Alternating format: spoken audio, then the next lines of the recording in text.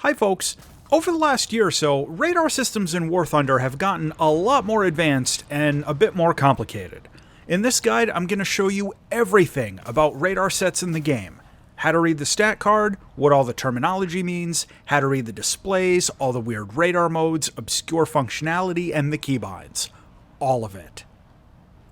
First, a shameless plug to like and subscribe if you find this guide useful. Plus, the channel has a ton of playlists and other videos you might like. Anyway, there are a lot of caveats to what I'm going to present here, and there are a lot of variations between radar sets in the game. Plus, some radar sets are just better than others, so if you run into inconsistent behavior, just try to keep that in mind. Oh, and I put timestamps on the video in case you need to come back for a quick reference on some specific radar mode or something like that. To start off, we're going to look at some radar stat cards and explain how to read them.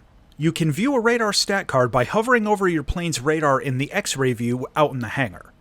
Model just tells you the name of the radar set. Type tells you what kind of sensor unit it is.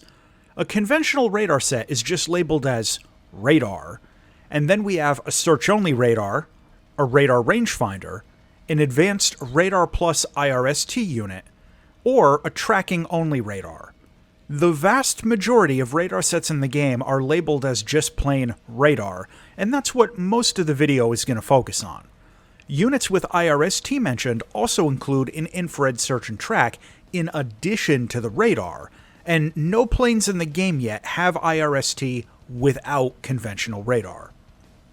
Search-only radar are sets that scan for targets but can't lock anything. Radar rangefinders are locked in ACM mode without search functions and give you a fairly accurate range to target when something flies in front of it. Track radar is the most uncommon type, and it can lock targets out in front of them with a full radar lock, generally using ACM mode, but they don't have any search functionality.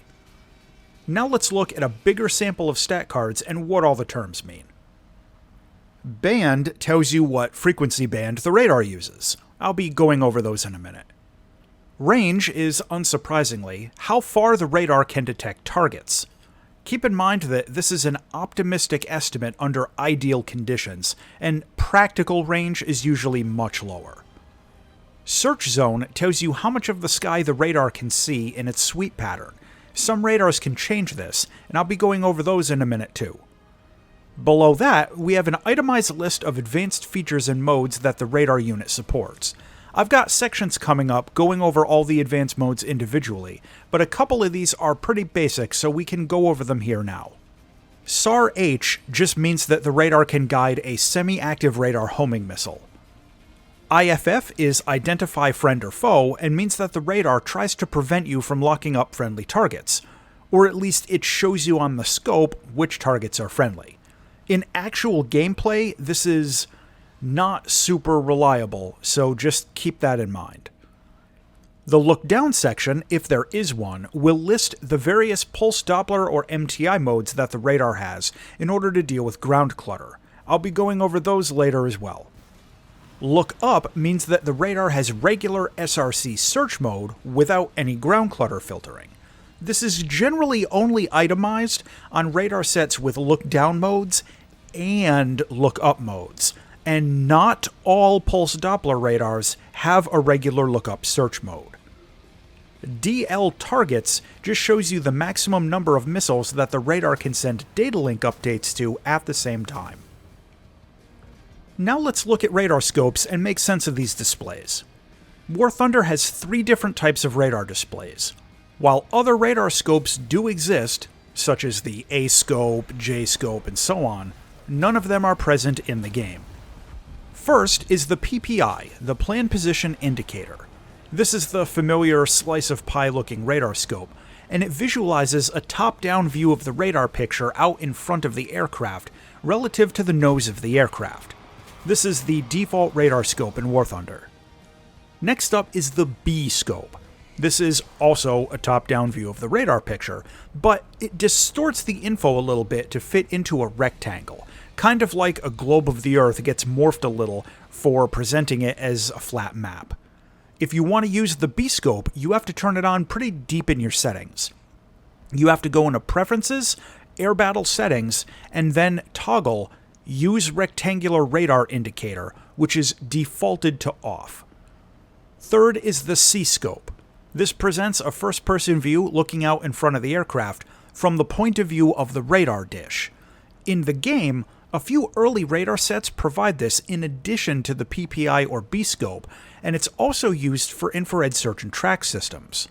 Radar contacts are indicated with a dot or a dash, and the current scanning direction is also indicated with a slightly different dot.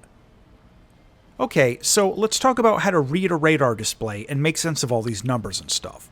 This info is presented in slightly different locations on the different radar scopes, and here you can see 6 scopes showing basically the same information on the B-scope and the PPI. We're just going over the basics here. The line that's moving left to right shows where your radar beam is currently searching, and the dots represent things that your radar sees, usually called radar contacts. Your radar contacts are going to show up differently depending on if it's a general contact, if it's selected, if it's a locked target, or if it's a friendly contact. A selected contact will get 2 vertical lines as brackets out on the side. Sometimes it can be a little hard to see if your radar scope is cluttered up with too many things. A locked target will show up as a circle or a dot, depending on your scope, and most radar sets will show you a dotted line to the target that you currently have locked. More advanced radar sets will also show you a little line coming out of the dot, showing the direction that the locked target is moving. The icon with the 4 bars indicates the amount of interference from ground clutter that your radar is currently experiencing. The green smearing effect on the scope is the actual radar clutter. These numbers on the side indicate the current vertical elevation of your radar dish. These numbers indicate the current scan angle in degrees. You can cycle through your radar's available presets, if it has any, with the Change Radar IRST Search Mode keybind. This number shows the current range scale on your scope, and you can cycle through your radar's available presets, if it has any, using the Change Radar IRST Scope Scale keybind. Your radar mode will be shown here. You can cycle through radar modes with Change Radar IRST Mode. Each radar mode has its own abbreviation, and sometimes multiple sets of letters will appear, showing you that, for example, your radar is in Search Pulse Doppler Head-On mode, or Pulse Doppler Raid Assessment mode. Each of these modes has its own section later in this video. There are additional elements displayed on some scopes, like missile range indicators and detection dead zones and all that, but I'll be going over those later in the relevant sections. Now let's look at radar frequency bands. Here you can see the scopes of each radar band present in fixed-wing aircraft in War Thunder. Mainly A, B, C, F, I, and J bands. Some helicopters have a K-band radar, but currently no fixed-wing aircraft do, and the vast majority of radar sets in War Thunder are I-band. The simplest way to explain radar bands is that higher frequency radars are going to be more accurate, and you can see this on the scope. On the lower band sets, the radar contact is a big horizontal line that goes almost all the way across the radar scope. On higher band sets, it's closer to just being a little square dot. Now, it's also worth mentioning that not all radar warning receivers can detect all signal bands. For more info about that, you should check out my complete guide to radar warning receivers. Link in the description and a pinned comment. Next, we're going to start looking at the different types of radar in the game and explaining new features and advanced modes as we go along, starting off with the basic World War II sets and moving up to more modern systems. The first type of radar you're likely to encounter are dipole search radars mounted on some World War II aircraft. Unlike later sets, these radars don't use a dish and beam or anything like that. They have an antenna array that projects a fixed, static field of radar energy out in front of the aircraft and listens for signal returns. There's no scanning beam moving across the scope, and the advantage of these sets is that the radar picture is updated basically in real time all at once. There are several disadvantages, however, and they're big ones. First, dipole units are horribly vulnerable to ground clutter, as you can see on the scope in the footage with this HE219. In order to avoid ground clutter, you typically need to climb up to an altitude above the range setting on the scope, and the scope range can't be changed. Also, all of these sets are very low band, so contacts are going to show up as large bars instead of little dots, which makes accurate directional tracking a bit more difficult.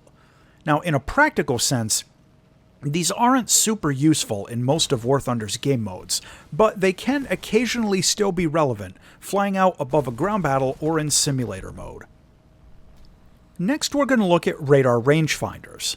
These units are generally from early generation jet fighters, but a few modern ones have them as well, and out in the real world, they're mostly used to help aim gyroscopic gun sights. In the game, they don't really do a lot for you. For the most part, they're locked in ACM targeting mode, which I'll cover in more detail later, and they'll lock the first thing that flies in front of them. Once a target is found, all you get is generally a range target indicated on the scope.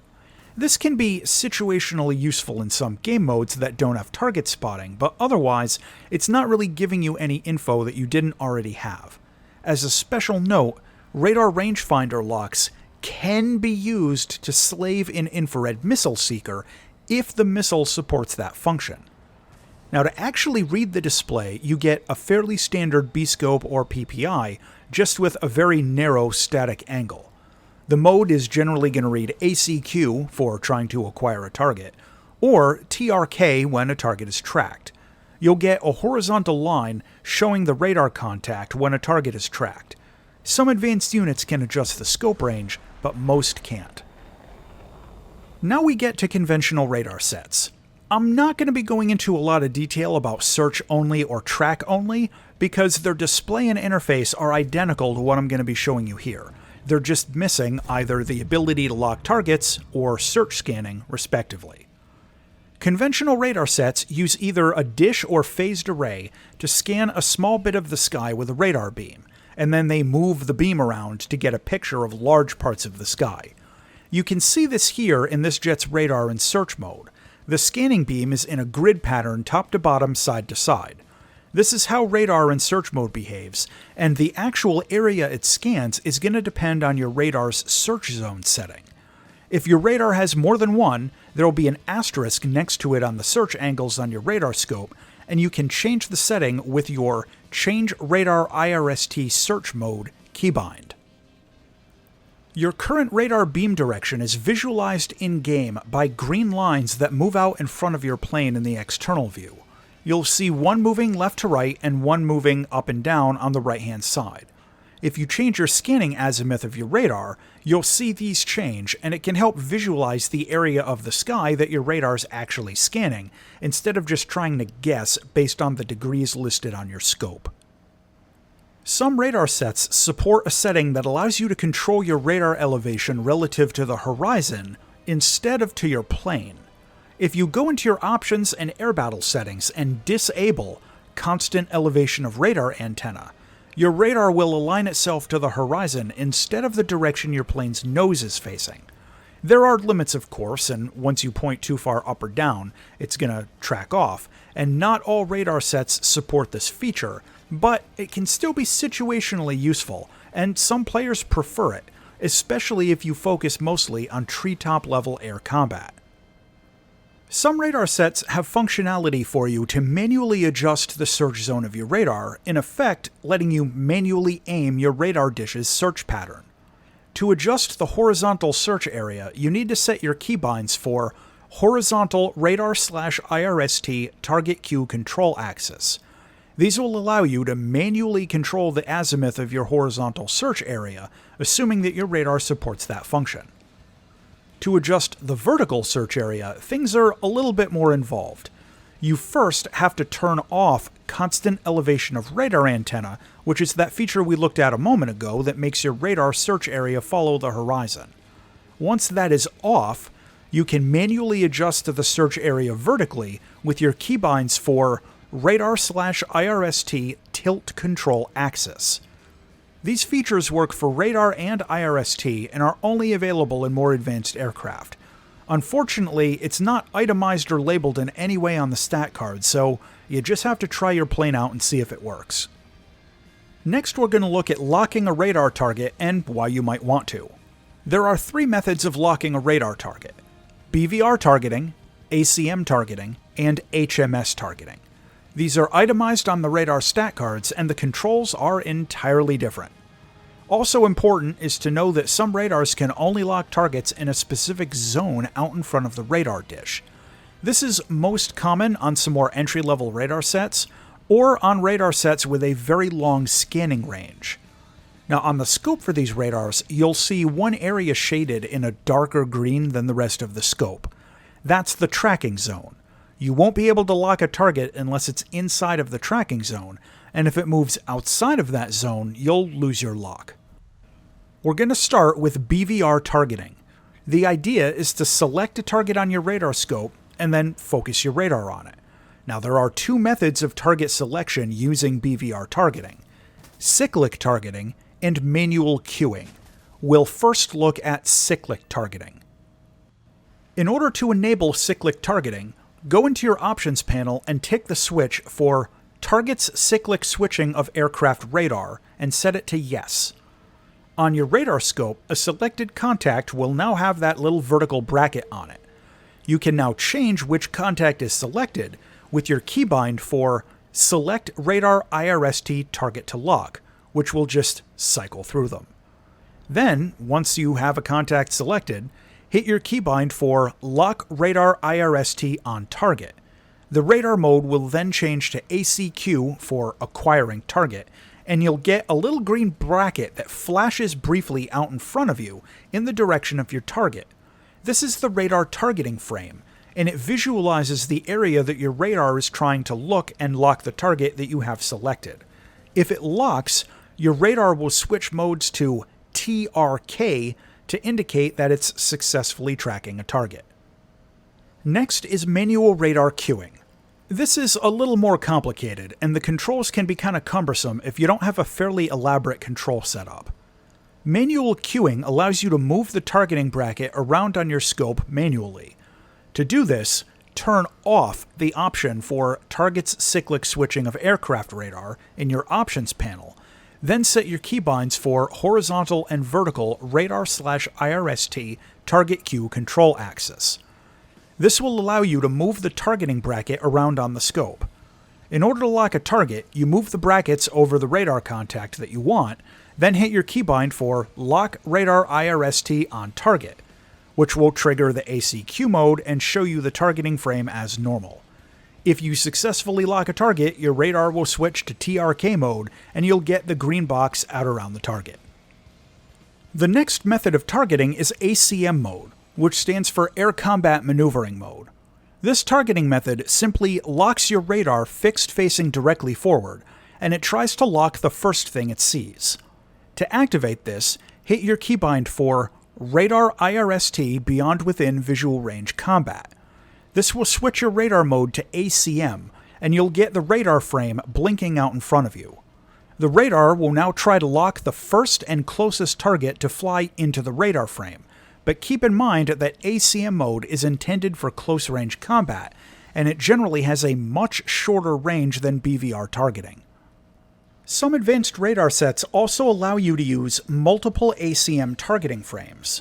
The default for most radar sets is just a small square out in front of you, but more advanced sets can toggle between a larger square and sometimes a tall rectangle intended for turn fights. To cycle through targeting frames, first put your radar in ACM mode, then hit your keybind for Change Radar IRST Search Mode to cycle through any additional targeting frames that your radar supports. The last method of locking a target is with a helmet-mounted sight, itemized as HMS mode on the radar stat card. It's exactly what it sounds like. Your plane's computer points your radar dish or IRST seeker in the direction your head is facing. You activate this by hitting the keybind for Radar IRST Beyond Within Visual Range Combat, just like you were going into ACM mode. Then you hit it a second time, which will cycle into HMS. When the HMS is active, you'll get 4 dots showing where your sensor is pointed, and you can aim it with your camera view or with your head if you're using a VR headset. Then you just hit the keybind for Lock Radar IRST on Target. You'll see the dots blink into the targeting radar frame for a moment, and hopefully it'll lock your target. Make sure to check the range on your scope before you try to lock something in HMS, as generally it's got a much shorter range than BVR targeting. Once you have a target locked, a number of things happen. Your radar will shift into TRK mode, and it'll focus on just the target you have locked. You'll also get a green square out around the locked target, and some additional information about it. You'll get a very accurate distance measurement near the top right of the square, and a relative speed indication on the bottom right. A positive number means that you're getting closer to the target at that rate of speed, while a negative number means that they're pulling away from you. On most radar sets, you also get a target movement indicator below the targeting frame. It's a little green circle with a line showing the target's direction of movement. If your radar is advanced enough, you'll also get this on your radar scope. Your locked target will show up as a little circle, and it'll have a line in it showing the direction of travel. If you have air-to-air missiles, many radar sets will also give you a range indication on your radar scope showing the effective range of the missile that you currently have selected against the target you currently have locked. Depending on how advanced your radar set is, it can show you any one of 3 different indications, which you can see on this graphic. The farthest line out is the maximum range of your missile against the currently locked target. Keep in mind this is an estimate based on the speed and direction of the target, and if it turns away from you or something, the max range can change very quickly. On the PPI, this is just a horizontal line, whereas on the B-scope, it's a short horizontal line on the right-hand side of the scope with the longer line showing the current range of your target. The next line shows the MAR, the minimum abort range of the target. I'll be going over that in more detail in my complete guide to air-to-air missiles, but in short, the MAR is the range at which the opponent won't be able to outrun your missile just by turning away from you. On the B-scope, this is shown as a vertical bracket on the right-hand side of the scope. If there is a third line towards the bottom of your scope, it's showing you the minimum range of your missile. This is generally very short, and you might not even see it, depending on the scope's range setting. Please keep in mind that not all radar sets will show you all of these different range indications, and nothing is 100% accurate. These ranges are all just estimates. Now we're going to look at how to understand data links and missile track indications. Some more advanced radar sets will display some information about data links and missiles in flight down on the radar scope. Targets that have a missile fired at them will be displayed with a thin line intersecting them from the bottom. Targets being actively tracked with a valid data link to a missile will be shown as a large bright circle, and the B-scope will put a small vertical line above them. You also get a little dot showing the missile, and a line connecting the missile to its target.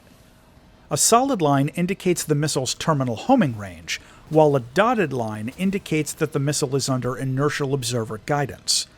A missile with the dotted line will continue under IOG until the solid line gets to the target, at which point the terminal homing mode will activate. This can clutter up the scope quite a bit depending on your range setting, and there isn't currently any way to disable missile tracks. Your radar set can stop sending data link to a missile if the target disappears for more than just a couple of seconds, or if the number of active data links exceeds the maximum for that specific radar set. Next, we're going to look at multimode radar sets. If your radar supports any advanced modes, you can switch between them using your keybind for Change Radar IRST Mode, and your current mode is shown at the top of your scope. I'm going to go through all the radar modes one at a time. First is Pulse Doppler All Aspect Mode. This is indicated on your radar scope as SRC PD or TRK PD, depending if your radar is in search or tracking mode. The easiest, oversimplified way to explain Doppler radar is that it sends out pulses and times how long each pulse takes to return, and then it uses that information to figure out if something is moving or not. If it's not moving, it gets filtered out. This basically eliminates ground clutter since the ground doesn't move. Ingenious, but there's a weakness. If a target is flying sideways out in front of the radar set, it will look like it's the ground since it's not getting any farther from or closer to the radar set. Exploiting this to evade detection is a technique known as Doppler notching, and if you can't detect something flying side to side out in front of you, that's why. Next is Pulse Doppler Head-On mode. This is indicated on the scope as PD-HDN. In short, this is a pulse Doppler mode that's tuned to detect targets flying towards you.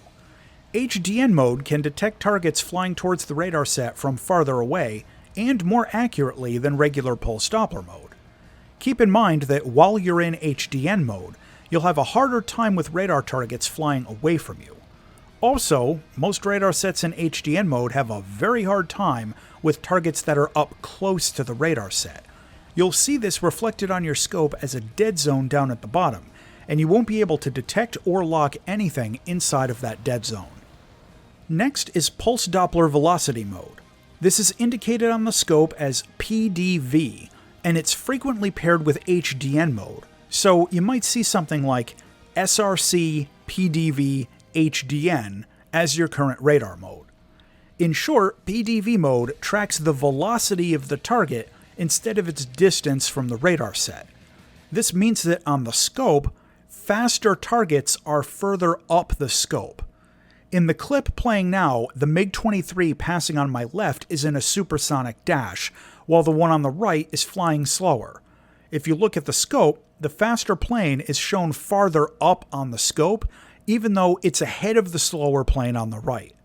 You'll also notice that the scale on the scope has changed from kilometers to kilometers per hour. Next is Moving Target Indication mode, indicated as MTI on your scope. This is an all-aspect look-down mode that works differently from Pulse Doppler. MTI mode stores the incoming radar signal in a buffer for a fraction of a second. Then it compares that to the new incoming signal it gets, and it filters out anything that doesn't change. This filters out the ground, which doesn't change, but it leaves in moving objects. Ingenious, but there's still a weakness. If an aircraft is flying away from the radar set at the same speed as the radar set is moving, it will look like it's not moving at all, and it'll get filtered out with the ground clutter. If you're chasing someone from directly behind and you can't lock them, try turning off MTI mode. A special note here, some aircraft, like this Mirage, use MTI as a regular radar mode that you can switch into. However, some aircraft switch into MTI automatically at certain altitudes. This difference isn't itemized on the stat card in any way, but generally it's the MiG-23 family's Sapphire radar that automatically switches, and I'll be talking more about that closer to the end of the video. Next up is Track While Scan mode. This is indicated on the scope as TWS, and it can sometimes be combined with other modes. You might see TWS HDN, for example, indicating Track While Scan Head-On. Track While Scan allows you to select a target for active radar missile launch while still scanning, or to just get some additional information without locking it up. In short, you kind of get a half lock on a target. The selected target will get a bracket around it that's the same size as a radar lock square, but it'll have some gaps on it. You can cycle through targets using the normal methods, and this can actually be a pretty useful feature to visualize what target you have selected before going for a regular radar lock. Selecting, but not locking a target with Track While Scan allows you to designate it for active missile launch, and it also supports radar slaving for advanced infrared missiles. However, you cannot fire or guide a semi-active radar missile using Track While Scan. Next is Raid Assessment mode, indicated on the scope as PD-RAM since this is also a Pulse Doppler mode. This radar mode uses a highly focused radar beam to try and differentiate between targets that might be flying in close formation, so that 3 or 4 targets that are close together don't look like one target out at longer ranges. However, the functionality in-game is a little odd. To activate RAM, you first have to lock a target normally. Then, once the target is locked, hit your keybind for change radar IRST mode to activate RAM. Once you're in RAM, it works basically the same as track while scan, allowing you to cycle through targets. The main difference is that RAM is better at targeting individual planes out of a group, and it has a very narrow search angle. Next is track memory mode, indicated on the scope as TRK-MEM, but not itemized on the stat card. This is an advanced feature on some more modern radar sets that tries to defeat Doppler notching and other problems. In short, the radar stores some information in memory about the target, its speed, and direction, and if it loses the radar lock, it tries to figure out where the target is based on that previous information, and it keeps pointing the radar dish there even though it isn't seeing the target. This can help semi-active radar missiles keep tracking, and it can sometimes automatically reacquire the radar lock if the target comes back into view quickly enough. Unfortunately, this mode tends to be very easily distracted by chaff, and there's currently no way to turn this off. Next up is ground targeting mode. This isn't itemized on the stat card, and it shows up on the scope as GTM, more specifically SRC PD GTM. This mode allows you to track moving targets on the ground. If a target stops moving, you won't be able to detect or lock it. This mode can also be combined with track while scan, and the interface functions exactly the same as for other radar modes, with the only difference being simply that it's looking for moving targets on the ground instead of targets in the air. Next we have anti-ship mode. Anti-ship radar isn't identified in any way on the stat card or the scope. You'll just notice that in SRC search mode it can see ships, but not aircraft. The keybinds and UI are all exactly the same, except that it's detecting boats in the water. Note that anti-ship radars that have an ACM boresight mode can usually target aircraft with ACM targeting, but otherwise can only search or lock ships. Now we're going to take a look at infrared search and track units. These aren't technically radar, but they use the radar interface, so I'm including them here. To activate IRST, hit your keybind for switch between radar and IRST. IRST itself is a passive sensor that detects heat out in front of the plane, mainly the engines of other aircraft, but it can also see missiles while their rocket is still firing. It doesn't set off radar warning receivers, it can't be notched, and it doesn't experience ground clutter. IRST uses the C-scope and has no way to detect range to a target.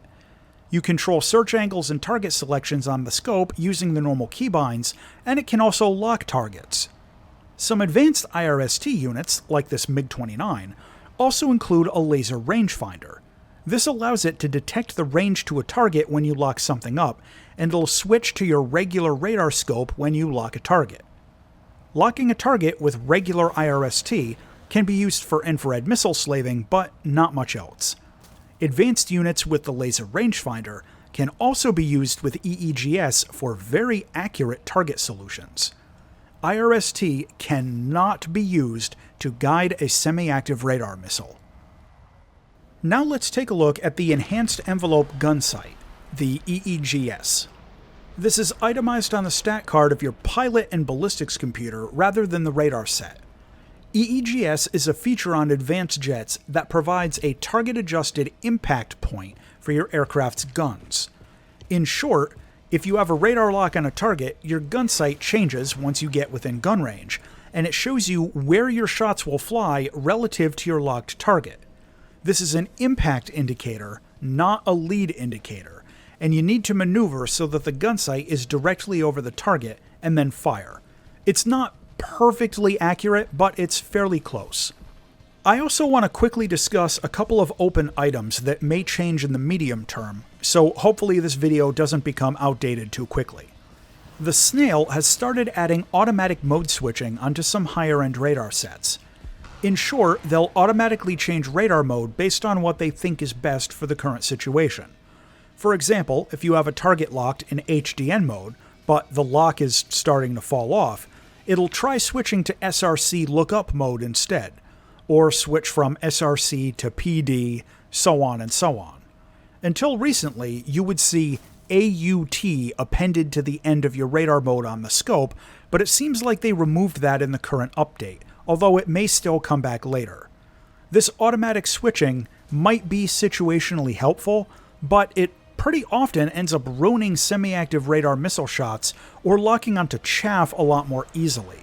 It's not itemized in any way on the stat card, and there's no way to disable it as of making this video. So far, this feature has proven rather unpopular with the player base, and the snail may revert it or change it to being optional through a toggle at some point. The last item I want to go over is the LD radar mode.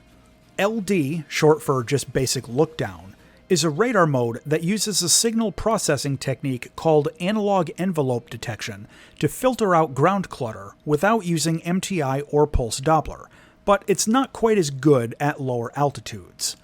Up until very recently, it was present on a small number of radar sets, but the snail has removed it for unknown reasons. I'm mentioning it here in case they add it back in at some point, and the functionality for it is still in the game files. In a practical sense, LD mode just functions like regular search mode, but it tries to filter out ground clutter, and it can lock targets at lower altitude a bit easier than regular lookup search mode. This was a staple feature on the MiG-23's Sapphire radar set, which would automatically switch between MTI and LD based on your plane's altitude, but as of making this video, it just switches between MTI and regular SRC. Well, that about wraps it up for Radar in War Thunder. Thank you so much if you made it all the way to the end. Now make sure to subscribe and all that stuff so that you don't miss when my guides get updated, and also so that you can check out my weekly vehicle reviews which normally drop on Saturdays. As always, thanks for watching, and if you enjoyed this video, check out this other one.